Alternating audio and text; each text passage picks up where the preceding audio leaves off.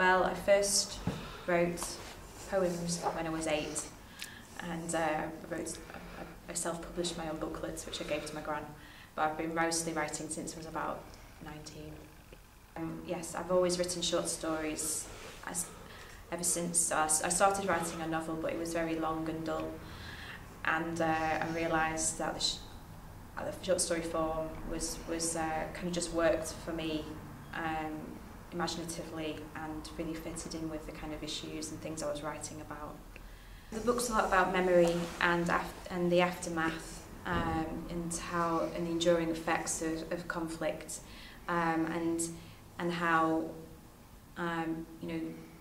people never really escape or get over this, but also from a kind of British perspective, we like to turn a blind, apathetic eye to what's going on in the world, and our own colonial history as well. So I think that I tried to bring that in as well, looking back into the past, to the 19th century and colonialism, and how that's had a long effect, not just on the people then, but generations later.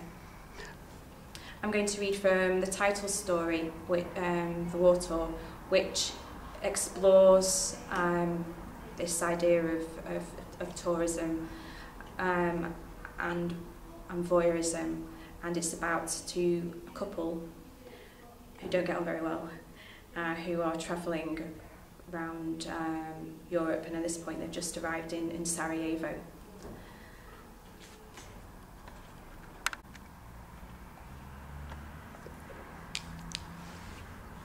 I'm going to read from the title story in the book, The War Tour.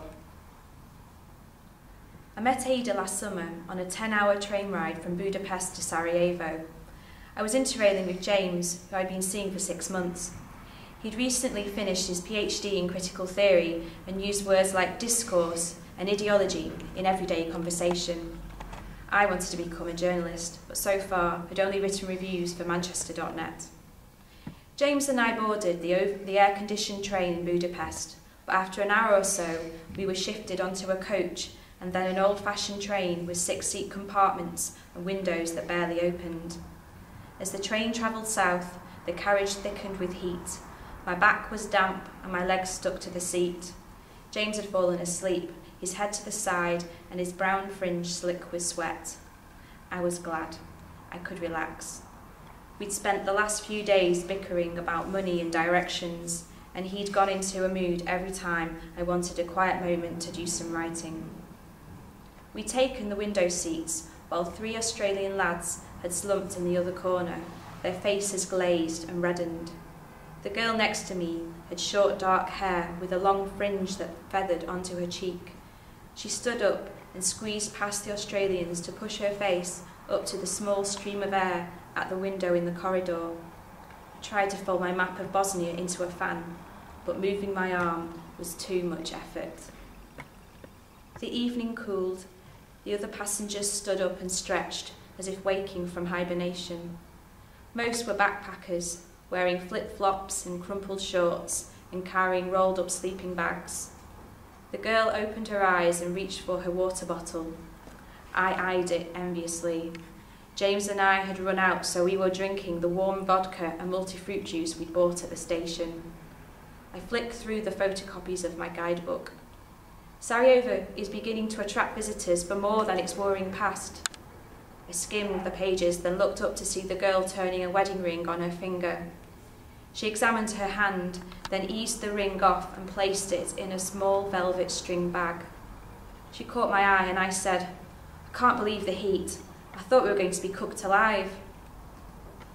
"The train is always like this," she said, "boiling in summer, freezing in winter." I couldn't figure out her accent. "Where are you from?" I asked. "Sarajevo. I live in Toronto, but I flew to Budapest." She told me she was studying engineering in Toronto. She was coming back to visit her mother. I said I was from Manchester, while James watched us through half-open eyes. I told her I was interviewing people I met around Europe for a kind of writing project, and I'd like to chat to her about Bosnia. James sighed and folded his arms. "Sure, Why not, she said. I made her. I move on. James and I booked into a hostel on Pigeon Square, which packed budget travellers into 12 and 14-bed dorms. We were prepared with our earplugs and mosquito spray. In the morning, we looked out at the fountain, built in 1891, I read aloud, at the low-roof cafes on polished cobblestones, then at our photocopied guide. We decided to go on the hostel's war tour because it didn't involve walking. We were driven in a minibus out of Boritska Quarter, where behind the tourist panache, Sarajevo keeps its soul. Will you stop reading it aloud, said James, over the Princip Bridge, where the assassination of Archduke Ferdinand ignited World War I muttered, past houses covered in potholes and shell marks and buildings patterned with bullets, then up steep roads to the remnants of the bobsleigh runs from the 1984 Winter Olympics. We walked along one of the tubular tracks. It was battered and broken, like a relic from a lost age. It curved up into the trees to a jagged end amidst the branches. James and I joined two lads for photos. We sat in a row on the track, pretending to be bobsleigh drivers and giggling. James was wary of the two lads till we found out they were married to each other. Our guide was a young boy. In his long shorts and trainers, he didn't look old enough to remember the war. He sipped from a can of Coke and told us how the Serbs shot at the Bosnians from these vantage points and pointed to houses only yards from the tree-lined cliff. We looked over the edge and at each other as if expecting something more. As we piled back into the minibus to go to the tunnel, I thought about the girl on the train. I'd text her. I was curious to find out her story. We drove to the outskirts on the west of Sarajevo, where the buildings hadn't been renovated. The houses were cracked with shell marks. This way, the boy guide said. We were at a small house. This is the Tunnel Museum. It was built in 1993. We followed him into a back garden, where there was a tunnel dug into the ground. The garden was lush, full of blackberry bushes and pear trees. Behind it were fields. The tunnel was 800 metres long, was used to smuggle food supplies during the siege, the boy guide was saying. The interior of the house had been turned into a museum. We peered at the empty shell cases, bullets and camouflage equipment. The boy guide handed round an old shell. We felt its weight in our hands, its rusty smoothness. Look at it, I said to James. He shrugged and took it. Then a rifle was passed around and a man pretended to fire it.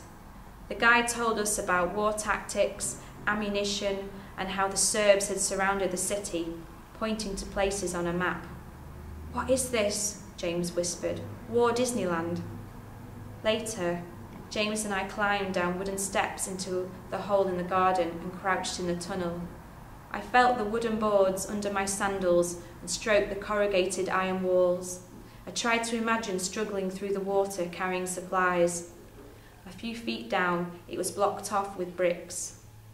Outside, I looked at photos of men climbing out of the tunnel. A man in a football cap confided to a woman, "This tour's a joke, there's nothing to see." "Have you done Auschwitz?" she asked. "Yeah, that was heavy, and Birkenau." James rolled his eyes at me. "Have you done Auschwitz?" he whispered. "It makes me sick." We wandered into the garden, and I told James about the time I went to see the flattened remains out of the concentration camp in Krakow, the one in Schindler's List.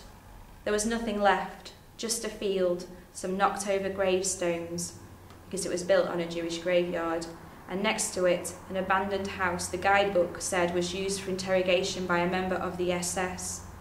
Two lads I'd met and I had tiptoed in the open door and down to the cellar. We used our mobiles, one to light the way and the other to film the dark, empty rooms till we scared ourselves silly. It was weird, like the Blair Witch Project. James looked at me. "You filmed it?"